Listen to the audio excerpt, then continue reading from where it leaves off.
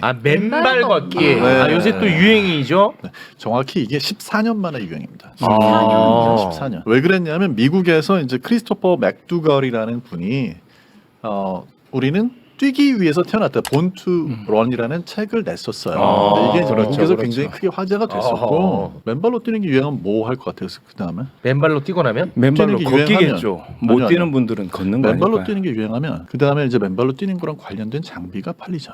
아, 맨발인데 맨발인데 장비가 왜 네. 있어요? 예를 들면 요즘에 운동화는 점점점 깔창이 두꺼워지고 있는데 전반적으로 네, 그게 이제 얇아져가지고 이건 거의 맨발에 가깝다 하는 신발이 팔리죠. 와. 그게 이제 엄청 팔렸었어요. 아, 그래요. 네. 그러다가 이제 좀 저무는 듯 하다가 다시 지금 최근에. 어마어마한 인기를 끌고 있는 거죠. 자, 그러면 이 맨발이 이 몸에 좋은 건지 그걸 한번 바로 가봐야죠. 네. 일단 간단히 팩트 체크를 하면 발 건강에는 괜찮은 것 같아요. 발 맨발이. 건강에. 네. 그러니까 이제 맨발로 뛰게 되면 어디가 제일 먼저 내려오냐면요. 발에서 앞부분이 제일 먼저 땅을 그렇죠. 내딛게 됩니다. 아, 발가락 쪽이. 앞이나 중간 부분, 네. 발가락이나 중간 부분. 손으로 이렇게 눌러보셔도 만약에 손 끝부터 지면에 닿는다. 그러면 내려올 때까지 시간이 좀 더 걸리죠. 네. 그 충격이 다리에 전해지는 데까지 시간이 걸리고 그만큼 발에서 충격을 완화해서 네. 다리에 충격을 적게 줄 거다라는 게 음. 상상이 그렇게 되잖아요.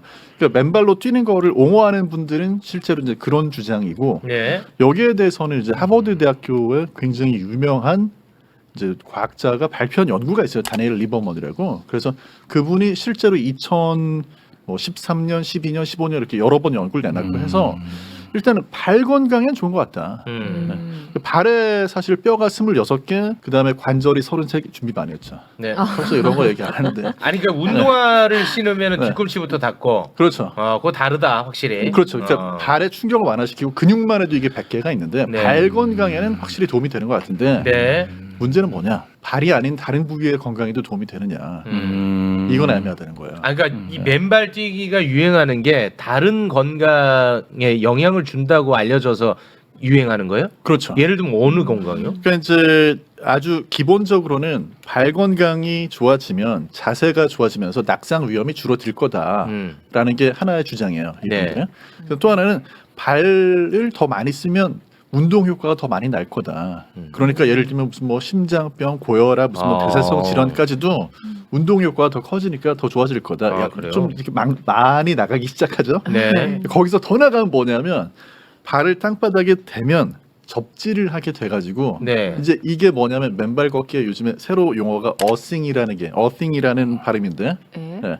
이게 뭐냐면 접지한다는 뜻이거든요. 그러니까 발바닥을 지면에 대면 그러면 이제 그로 인해서 자유전자가 몸에 흘러들면서 네, 그러면서 이제 그 뭐 활성산소가 중화가 된다 이런 자유전자부터는 조금 오바 같아요. 네. 제 느낌은 그렇습니다. 약간 그런 느낌 들잖아요. 예. 실제로 그 부분에서부터는 연구 결과가 굉장히 적고 네. 심지어는 발 건강을 넘어가면 이게 연구 결과가 별로 많잖아요. 그러니까 무슨 얘기냐면 맨발로 걸으면 정말 낙상이 줄어들까? 이런 연구가 없어요, 별로. 맨발로 걷는다고 하면 뭐 다리 근육이 뭐 더 좋아질까? 이런 것도 연구 결과 없고.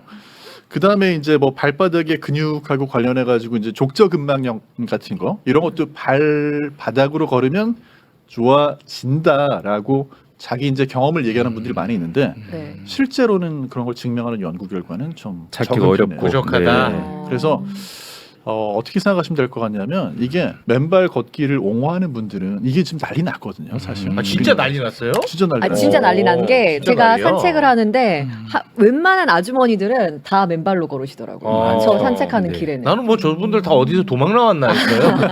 그러니까 이게 뭐 지자체에서 심지어 나서가지고 네. 맨발 걷기 할 수 있는 뭐 그런 길을 만들겠다. 그렇죠. 이렇게 전국적으로 하죠. 가장 유명한 게 대전의 개족산이라고 그래서 네. 거기 가보면 전부 다 맨발로 걸어 다니시거든요. 근데 맨발로 걷는 분들이 이제 그 안전한 길을 걸어 다니실 때는 일단은 불편하다고 하는 분은 저도 여러 번 그 길을 갔었는데 한 번도 만나지는 못했고 네. 일단 하시는 분들은 본인들이 다 건강에 도움이 된다. 생각을 하시는 건 사실인 것 같더라고요. 네, 그럼 하는 사람들이 아유 이 건강도 안 좋은 걸 내가 이걸 왜 이렇게 하겠습니까? 아니 하는 만한 이야기를 하세요. 다 기대 효과가 있으니까 다 그러고 계시겠죠. 정 약사님을 좀 도와드리려고 그랬는데 아니 거기서 하시는 분들은 다 기대해서 하는 거겠죠. 하면서도 뭔가 이제 불편함이 있을 수 있는데 아무튼 거기 현장 분위기는 좋았다. 네. 저는 제 생각에 다음번부터는 아이템 준비할 때 배너 쌤이랑 같이 해야 될 것 같아요. 좀 도움이 됐습니까 지금? 아니 그렇기도 하고 제 아이템에 할 때 설명을 더 자세하게 해주셔가지고 이따 보시면 알겠지만 본인 아이템은 허접합니다. 제 경험상 정 약사님 할 때 물고 들어가야 편집이 안 된다. 네. 근데 아무튼간에 이게 맨발로 거는 거가 그렇게 걸으시는 분들이 분명히 있고 네. 미국에서도 이제 뉴욕 타임스 같은데 20년 동안을 맨발로 다닌 분의 인터뷰가 실린 게 있어요. 그러니까 그런 분들을 보면 도움이 되는 분도 분명히 있는 것 같은데 네. 문제는 뭐냐면 모든 분한테 극적인 효과가 있거나 모든 분한테 안전하지는 않은 것 같아요. 그러면 맨발 걷기 부정 효과 이거는 제가 볼 때는 피부 관련해서는 이 좀 문제가 있어 보이거든요. 피부는 어느 정도 두꺼워져요. 두꺼워져요? 그러니까 맨발로 계속 단련되면 걷게 되면, 굳은 살이 더 많이 생기면서 그래요. 그리고 굳은 살이 생기면 더 둔감해지는 게 아니고 굳은 살이 생겨도 여전히 예민하게 발의 감각을 유지할 수는 있다고 하거든요. 그렇습니까? 네. 뭐한 25에서 30% 정도가 굳은 살이 더 배긴다고 하고요. 네. 그래서 처음에는 맨발로 걸으면은 우리가 생각하기에 되게 많이 아플까봐 걱정이 되는데 의외로 사람이 적응을 하게 되고 적응되고 오히려 덜 아프게 하기 위해서 이제 발바닥에 굳은 살도 배기고 근육도 더 많이 생기고 이제 그런 건 분명히 유익한 효과인 것 같은데 일단은 우리가 맨발로 뛰게 되면 제일 위험한 게 맨바닥에 무슨 뭐 뾰족한 그런 그렇죠. 것들에는 네. 굳은 살이 배겨도 다칠 수 있고 그 다음에 만약에 파상풍 백신 같은 거 안 맞았다 그러면 이제 아시다시피 뭐 못이라든지 이런 거에 찔려서 상처 잘못해서 생겼을 폐혈증 때 올 수도 있고. 네. 굉장히 위험하니까 그래서 모든 곳에서 맨발로 다니기는 좀 어려운 것 같고 다만 국가적으로 맨발로 다니는 걸 굉장히 그렇죠. 좋아하는 나라는 호주. 호주요? 왜요? 호주는 맨발에 대해서 굉장히 관용적이라고 아, 합니다. 미국, 뉴욕 같은 경우에는 도심에서는 걷기가 마땅치 않으니까 맨발로. 네, 그것도 있지만 뭐 서점이라든지 뭐 레스토랑, 카페 이런 데서 맨발로 들어가면 나가시라고. 문화적으로 허용을 안 하는구나. 슈퍼마켓에 뭐 이렇게 계란 사러 가도 나가시라고 다른 분들이 불편해하니까. 제가 나이트클럽 들어갈 때 뺑기 맞는 거랑 똑같은데. 뺑키가 아니라 벤치. 그거는 벤치인가요? 네. 오래돼가지고. 실제로는 굉장히 어려워지는 게 맨발 걷기 아무리 좋아하는 분들도 너무 뜨거운 여름 그다음에 너무 추운 겨울이 되면 네. 맨발로 걷기에는 굉장히 힘든 환경이 되는 거죠. 자, 그래서 이게 뭐 언제거나 뭐 할 수 있는 그런 건 아닌 것 같고 다만 그래도 우리나라에도 맨발로 기왕에 걷는 분들이 많아지면 그분들이 네. 안전하게 걸을 수 있는 환경은 좀 만들어지면 좋겠고 네. 그 전까지는 뭐 사실 집에서라도 맨발로 걸어 다니는 것만 하셔도 네. 나한테 도움이 되는지 안 되는지는 어느 정도 살펴볼 수 있을 것 같아요. 그래서 네. 지나치게 이 맨발에 대한 거는 맨발 관련된 신발을 파는 회사들이 알게 모르게 되게 많이 개입이 되어 있고 그런 측면이 있습니다. 매출이 지난 몇 년 사이에 폭발적으로 증가 중입니다. 전 그래요? 세계적으로. 네. 그래서 그래서 가을철은 또 아무튼 산행 때 뱀 조심하셔야 되니까 그죠? 네. 이게 건강하고만 관련된 게 아니고 이런 회사들은 야, 너가 환경을 사랑하는 사람이라는 걸 보여주려면 우리 신발처럼 이렇게 좀 환경 친화적인 맨발에 가까운 신발 신어야 되지 않겠냐? 이게 이름도 미니멀리스트 슈즈예요. 그러니까 미니멀리스트. 되라. 뭐 약간 이런 게 있어서 건강하고 관계없이도 되게 많이 팔리는데 네. 너무 건강하고 관련해가지고 과시는 안 하시면 좋을 것 같아요. 알겠습니다. 그렇게 우리 따지면 집신 신고 다니는 게 맞는 거죠. 미니리스 뭐 이런. 너무 좀 방송 열심히 하지 마십시오. 예, 좀 과유불급입니다. 네. 자, 이승희 약사님은 맨발로 걸을 생각이 정말 네. 0.1mg도 없습니다. 그죠? 지금 전혀 듣지를 않아. 관심이 아예 없어. 그건 맞잖아요.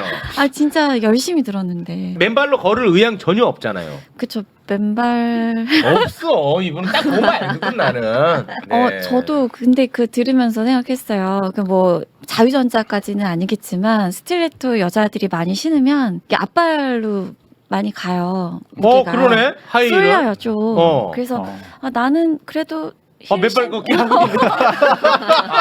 맨발 걷기랑 규도적으로 비슷한 모양을 하고 있구나. 그러네. 건강에 좋은 건가? 건강이 좋은 거네. 그것도 말이 되네. 네, 그런 생각하면서 듣고 있었습니다. 아유, 묘하게 설득되네. 자기 위주로. 묘하게 설득되네. 네, 알겠습니다.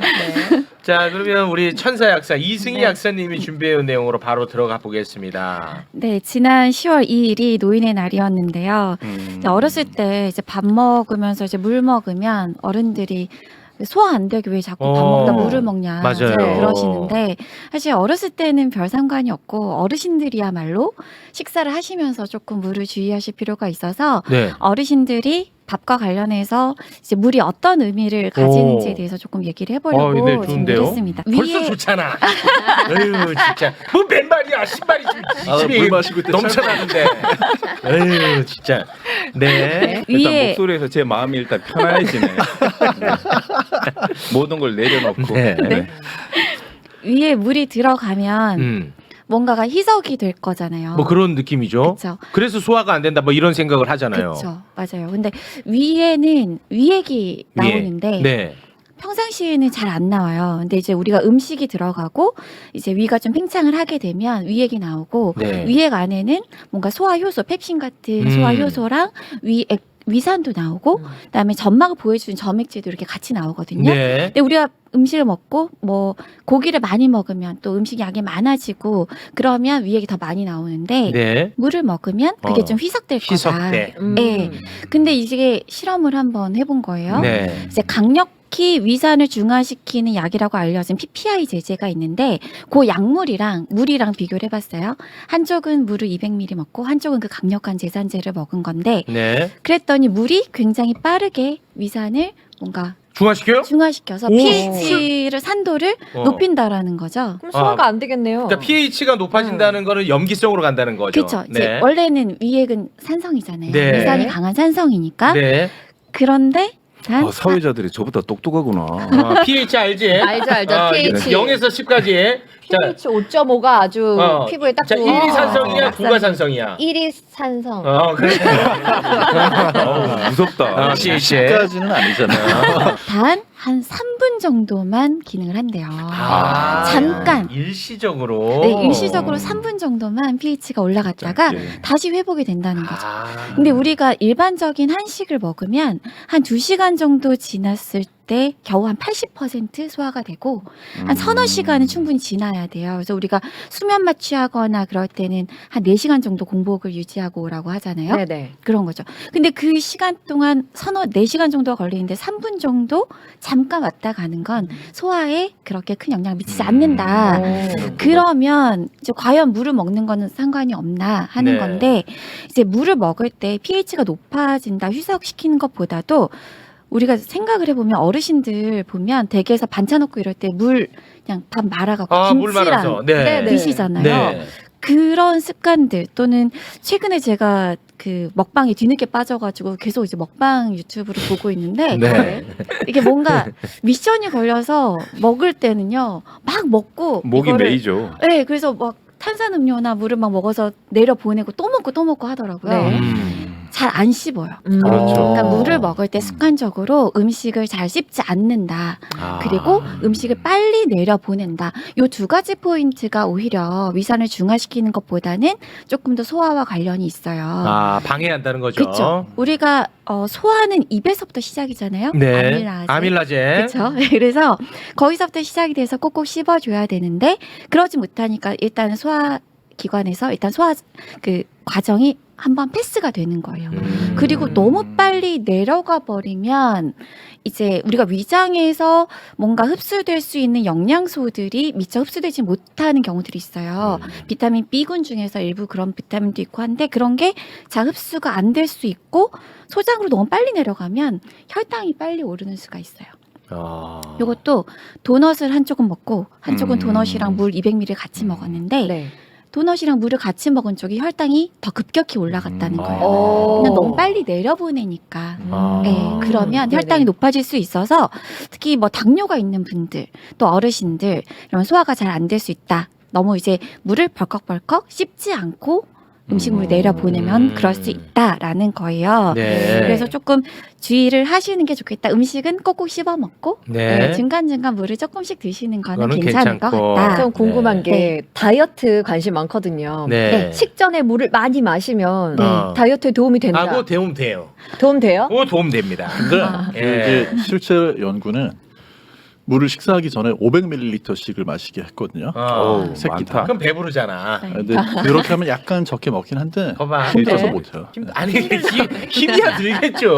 힘들어서 못하고 물이 네. 또 금방 내려가기 때문에 식전에 물 드시는 거 관련해서 이제 포만감이 빨리 와요. 그죠? 네, 봐봐. 그래서 이것도 실험이 있어요. 그래서 연구를 했는데 한쪽에는 그냥 식사를 주고 한쪽에는 밥 먹기 30분 전에 물을 줬어요. 네. 남자는 한 500ml, 여자는 한 375ml 줬는데 일단 물을 먼저 먹은 사람들은 전부 다 포만감이 빨리 왔대요. 아. 그러니까 진짜 다이어트 도움이 될 수 있다. 도움이 되겠죠. 근데 이거를 다르게 이제 실험군을 분리를 해서 나이로 나눠봤더니 네. 젊은 사람들은 물을 포만감이 빨리 오거나 아니거나 총 칼로리 섭취량은 똑같았어요.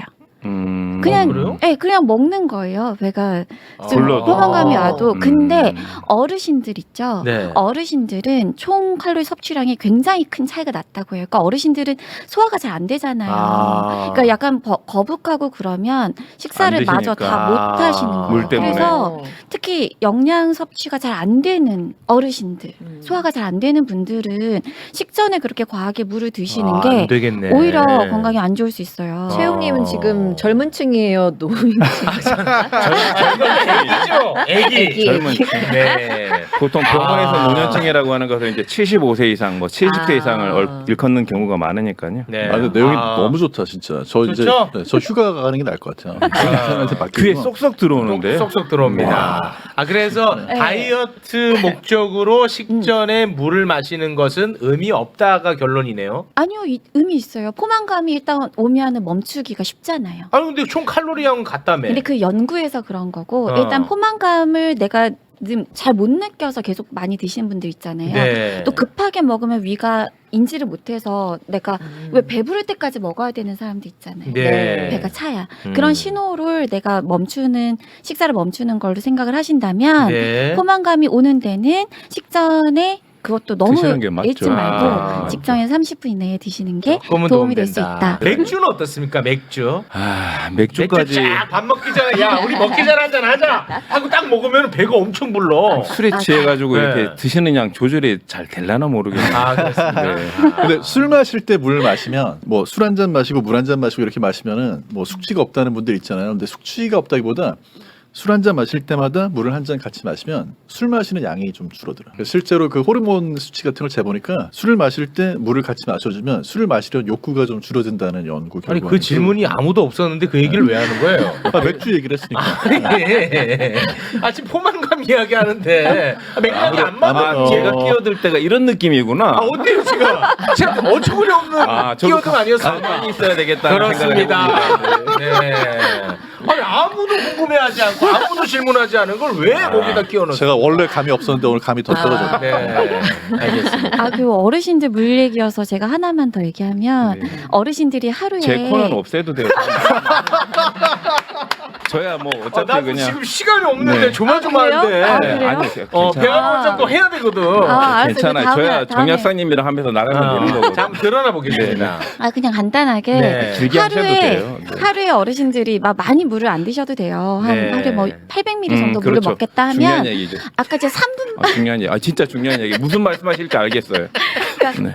이게 3분 만에 이제 효과가 사라지는 게 아니라 일단 물을 마시면은 이 마신 물이 소변으로 나가기까지 보통 한 2시간 정도 걸리거든요. 네. 그래서 하루에 어떤 분은 숙제처럼 물을 드시는 분들이 계세요. 아, 2리터 네. 채워야 되니까. 네, 억지로. 하루에 내가 뭐 800ml면 그거를 탁 해놓고 주전자에 달아놓고 그거를 마시고 오늘 숙제 끝냈다 하시는데 이게 물을 내보내기 위해서 우리 심장도 일을 해야 돼서 한 번에 너무 많은 물을 마시면 오히려 부담이 돼요. 아. 그래서 좀 나눠 드시면 나눠서. 좋은데 보통 우리는 갈증이 날 때 물을 찾잖아요. 네. 근데 어르신들은 갈증을 잘 못 느껴요.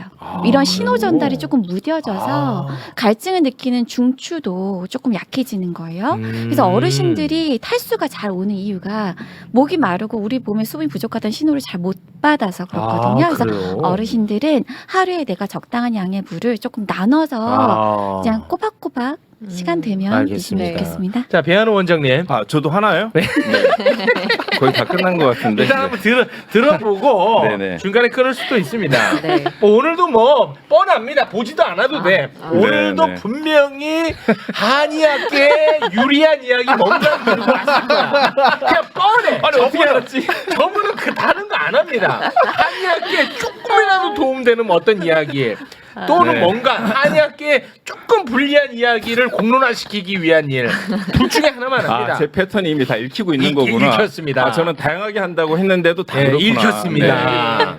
자, 오늘 뭡니까 그래서? 아, 주제가 그 주제라 갑자기 말하기가 어려워지네. 한번 해봐요. 네, 최근에 네. 연이어서 이제 대법원에서 이제 판결이 이제 3건이 났는데요. 이제 네. 차례대로 이제 보자면 이제 뭐 순서랑 상관이 없이 뇌파 한의사가 이제 뇌파 진단기를 뇌파 검사기를 사용하는 것은 이제 전반적으로 그냥 합법이다, 합헌이다. 그리고 또 이제 그 초음파 사용 그리고 이제 세 번째가 이제 소아 성장을 진단하기 위한 목적으로 한에서 사용하는 엑스레이 검사까지 세 가지가 이제 한의사가 이제 사용하는 게 이제 된다라고 하는 이제 대법원 판결이 최근에 있었거든요. 그래서 이제 관련해서 이제 얼마나 반가웠겠습니까? 뇌파 기기를 사용할 수 있다. 네. 결론이 난 거야. 대중적으로 이제 그게 이제 뭐 이렇게 갑론을박의 그 좀 이야기들이 이제 이슈화 되고 있는데요. 근데 네. 이게 이제 보게 되면 이제 대법원 판결이 그냥 이렇게 결과만 가지고 보게 되면 마치 이제 한의사에 상당히 편을 들어준 것 같은 거로 보이지만 네. 사실상 내용을 보게 되면 네. 한의사에 꼭 편을 들어준 얘기가 아니에요. 근데 지금 의사들은 지금 들고 일어나고 있습니다. 네. 아, 요거는 현상이니까. 네. 그래서 네. 이제 실제로 내용을 보게 되면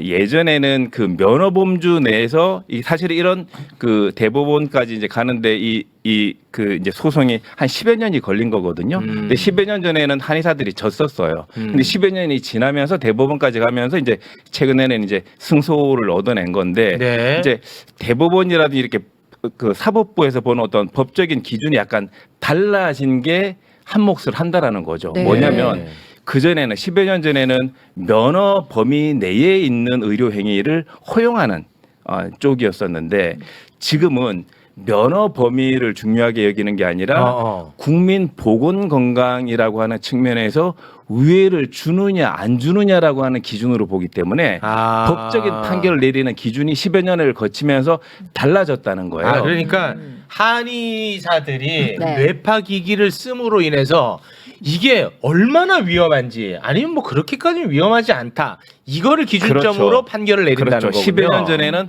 그게 한의사 면허에 허용된 방식이냐 아니다라는 거였고 뭐 기준점이 지금은 달라진다. 그 기준이 아니라 한의사가 그렇게 사용하는 것이 국민 건강에 위해가 되느냐 도움이 되느냐라고 하는 측면에서 보수적으로 얘기를 하게 되면 위해가 되지 않는다라는 거죠. 그래서 사용을 하라는 거거든요. 근데 지금 의사협회는 뭔 소리냐? 이거 만약에 오진하면 어떡할 거냐? 그러면 이 사람은 치료받을 권리를 박탈당하는 거 아니냐? 뭐 이런 얘기들을 하는 것 그렇죠. 같아요. 근데 여기서 우리가 이제 또 봐야 될 게 네. 사실은 진단기기라든지 검사기기라고 하는 것이 전혀 한의사들이 교육 과정에 없고 뚱딴지처럼 하게 되면 사실은 뭐 위법일 수도 있고 위해를 가할 수도 있는 건데 네.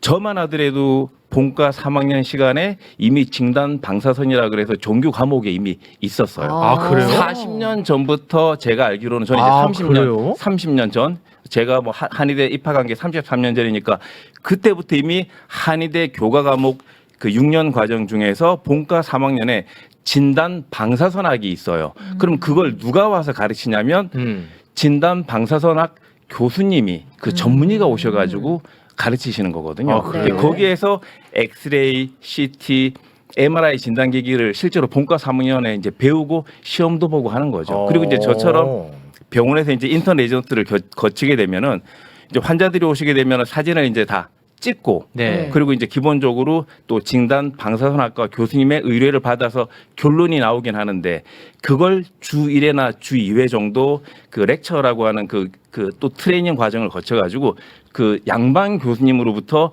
어디에 문제가 있는지를 4년 동안 또 교육을 추가적으로 받아요. 네. 그래서 왜냐하면 설명은 저희가 해야 되는 거니까 환자분들한테 주치의로서 그러다 보니까 사실 저 같은 경우에도 체스트 PA라 그래서 흉부 엑스레이라든지 머리 CT 같은 거를 기본적으로 볼 수 있는 능력이 있고 네. 또 이제 수련이 때는 연구 과정이라 그래가지고 뇌파 검사도 1년 동안 제가 되게 많이 했었거든요. 네. 그리고 초음파도 도플러 검사라 그래서 목 정동맥 초음파도 많이 보고 선생님, 그래서, 네. 이승희 약사 표정이 그래, 야 찍어라 임마, 엑스레이 찍어라.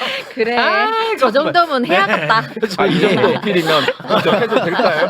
이 표정이 야 뇌파 이기 써 임마 그냥 뭐 이런 표정입니다. 그러니까 이제 결론은 뭐냐면 한의사들이 엉뚱하게 사실은 하는 게 아니라 네, 네. 이미 사실은 교과 과정에서 아, 배웠다. 배워오고 있다. 네. 교과 과정에서 배워오고 있고 네. 또 한 가지는 이제 임상 현장에서 보게 되면 한의원에 그렇다고 엑스레이 검사, 뇌파 검사를 일부러 하시는 환자분들이 계실까요? 안 계실까요? 초음파로. 사실은 초음파 검사를 목적으로 한의원에 오시는 분들은 안 계세요. 한의원에는 한방적인 치료를 받고자 오시는 거죠. 그렇습니다. 그런데 그 치료를 하는 정확도를 높이기 위해서 한의사분들의 필요를 위해서 진단의 보조 목적으로 쓰는 거거든요. 네. 그래서 실제로 한의사가 쓰는 뇌파라든지 초음파라든지 엑스레이가 의사분들이 하시는 영역의 진단의 어떤 그 영역을 침범할 정도는 저는 아니라고 보고 네. 오히려 그냥 한의사들이 어떤 진단의 어떤 그 기준을 높여주고 환자분들의 편리를 높여주는 쪽으로 될 거기 때문에 그런 현장의 어떤 목소리라고 하는 측면에서도 저는 좋은 결론이 아닌가라고 이렇게 생각을 이제 하는 걸로 마무리. 우리 여기서 반대하는 사람 없어요. 왜 우리한테 그렇게 항변을 해요? 지금 의사 협회에 가서 하세요. 참고로 저는 한의원에 초음파도 없고 뇌파도 없고 엑스레이도 없고 전 아무것도 없어요. 없어요? 전 아무것도 없어요. 없어요. 앞으로 들이놓으실 수도 있잖아요. 아니요 앞으로도 없어요. 앞으로도 네, 저는 없어요. 오로지 이제 진맥과 침치료만 하기 때문에 끝나고 나서 네. 방송 잘 봤으면 사진은 찍은 거. 사진은. 셀카는 찍습니다. 없어. 네. 네. 그 의사협회의 반발이 있다는 사실은 알고 계시죠? 아니 뭐 또 존중하고요. 그건 다 네. 또 각자 영역에서 또 각자 영역 어떤 논쟁들은 또 건전한 논쟁은 필요한 거죠. 언제든지 또 저랑 논쟁을 원하시면 또 네. 언제 전에 이제 콜하도록 하겠습니다. 전화는 안 왔으면 좋겠네요. 네, 알겠습니다. 이게 지금 네. 한의학계에서는 네. 가장 큰 이슈야. 어, 이게 근데 네네. 지금 원하는 방향으로 가고 있어. 의사협회는 가장 불편한 방향으로 가고 네네. 있고. 예. 뭐 제 역할은 다 끝났습니다. 아, 만족스러워 하시는 것 같아요. 아니, 뭐 한의사 협회장 준비하세요? 아니요. 뭐 그런 건 아니고 그런 건 어쨌든 아니고. 이슈가 된 거를 아. 또 이렇게 매불쇼 같은 위대한 프로에서 한번 언급할 수 있는 네. 네, 그 정도 자리였으면 하는 거죠. 네, 네. 네. 네, 편집 없이 나가기를 네. 자, 그러면 여기서 마무리 짓도록 하겠습니다. 네. 네. 함께 해주신 세 분 대단히 고맙습니다. 고맙습니다. 감사합니다. 네. 네, 감사합니다.